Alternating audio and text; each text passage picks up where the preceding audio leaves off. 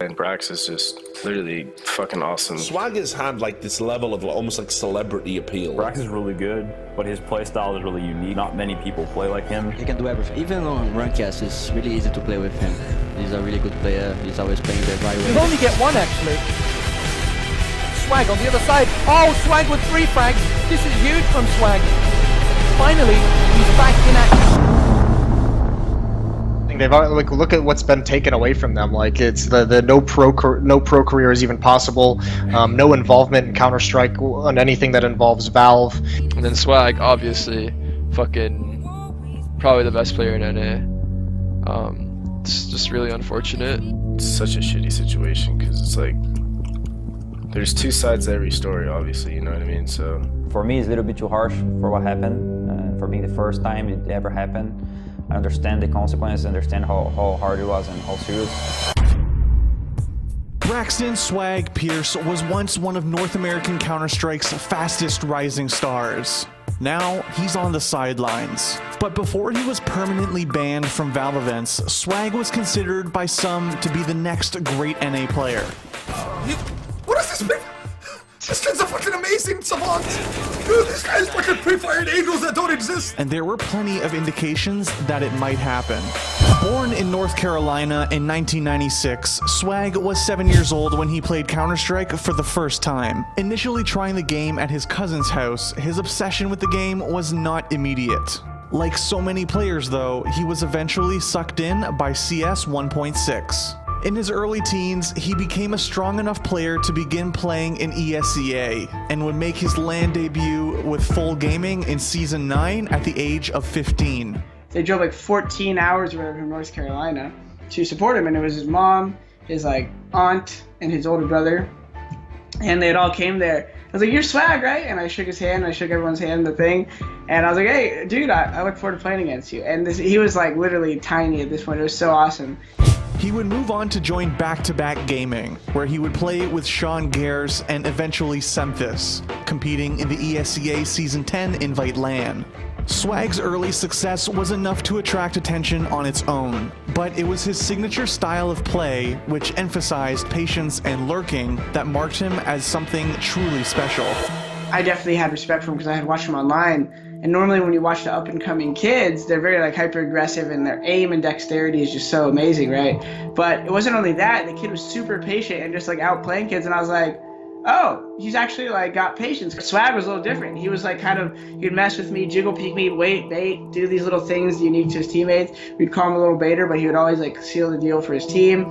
And I remember watching him just be like, oh, and not only that, the kid's actually a good kid. He's like, he's communicating well. He doesn't really bitch to his teammates. Like when he dies, he's just kind of like having fun. I was like, wow, this is awesome. It was when Swag joined Team Dynamic in September 2012 that his potential started to become known in the North American scene. Playing on a roster with Adren and AZK, the team came second at the ESEA Invite Season 12 Global Finals, losing to Area 51 Gaming.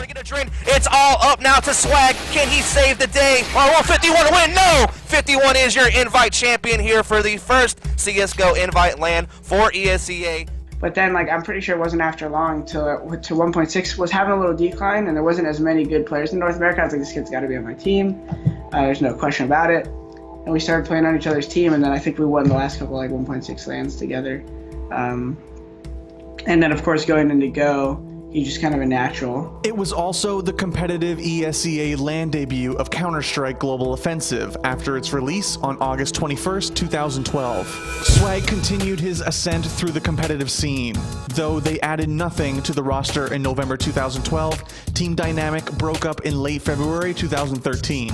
Swag and Nothing stuck together in a roster called Lurking and Working, which brought back Sean Gares and Semphis, adding Hiko to the mix. After 5 months, the roster was transferred to Complexity Gaming. At the ESEA Season 14 LAN, the team came up short in the grand finals against Ninjas in Pajamas, who had been on a tear since the release of Global Offensive. You talking shit about Nip? What do you got to say about them? But the Complexity roster had shown that the assembled skill of Semphis, Nothing, Sean Gers, Hiko, and Swag were a dangerous force. In late 2013, the team managed a 3rd to 4th finish against eventual tournament winners Fnatic at DreamHack Winter 2013. While Complexity continued to be competitive, they fell short against both European mainstays in CSGO. In early 2014, Swag took the next step in his career, making it known that he wanted to leave Complexity, which he eventually did to join iBuyPower. It was with iBuyPower where he would rejoin AZK. Also already on the roster were in-game leader Dazed and op prodigy Skadoodle. Days later, they added Steel as their 5th. Immediately, the roster looked like they could become a dominant force in CSGO's North American scene. But the big break for iBuyPower was at the ESEA Season 16 LAN Finals. There, playing Complexity Gaming in the Grand Finals, iBuyPower showed that a shift really was taking place in NACS. Facing down 4 former teammates, Swag was a crucial part of his team's success. Up to Hiko in Max 7, and that is going to do it. Your ESEA Season 16 LAN Final champions is going to be iBuyPower. The team continued to gather momentum. They earned a trip to ESL 1 Cologne, where they earned valuable experience against Fnatic and Virtus Pro in Group C.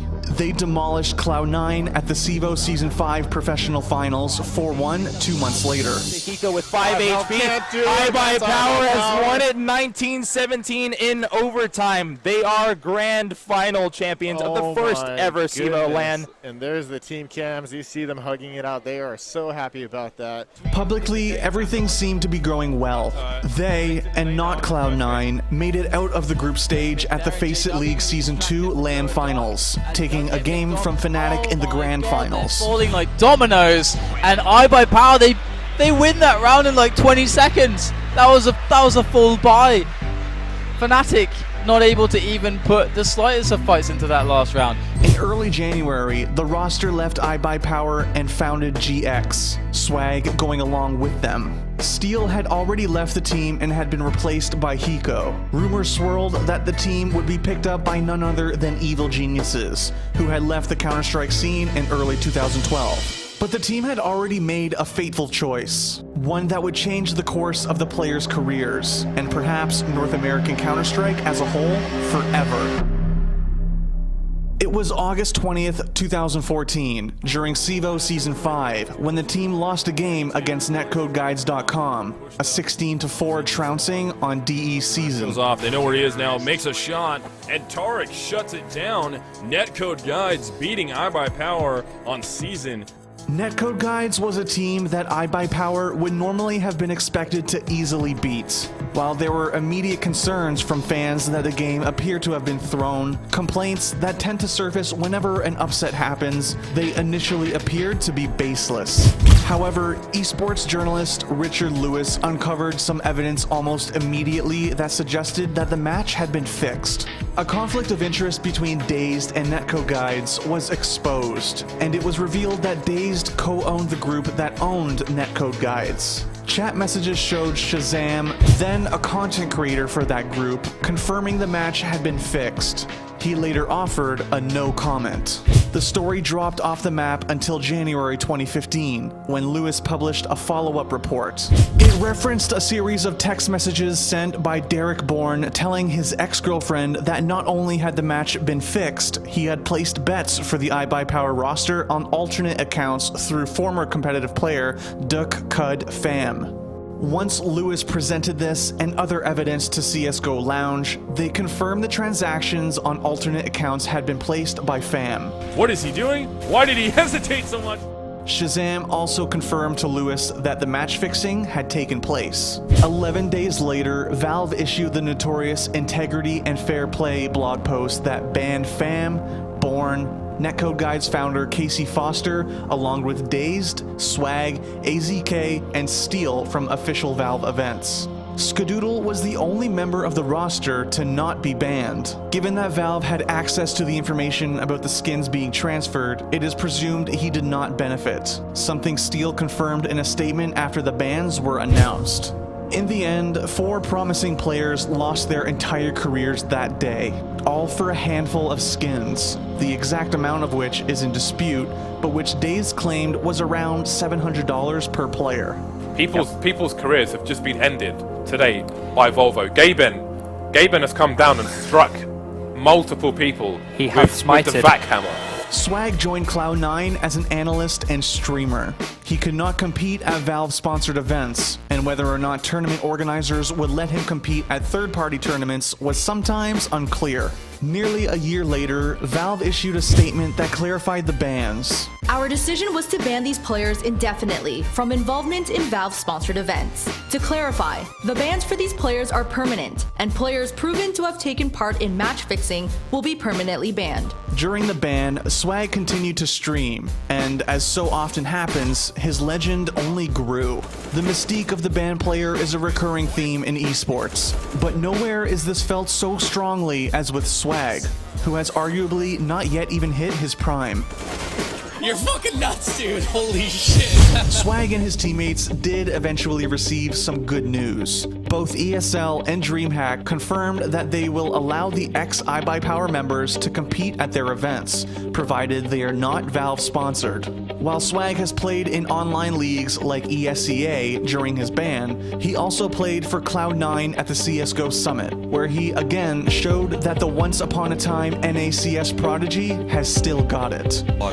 There it is. Oh, what? Shut up, Swag. How get the did he replays. manage that? But really, knowing that Swag may still be that same player who showed up to his first event at 15 years old doesn't make the ban easier to bear. In many ways, the story of Swag could still end up being very different from the plot so far, and many fans have adapted the hashtag #FreeSwag and #FreeBrax in support of unbanning Swag from Valve-sponsored events. These fans hope that his story is simply a prologue for something greater to come, and that Swag's punishment will eventually fit the crime, that the fallen hero will one day get his shot at redemption.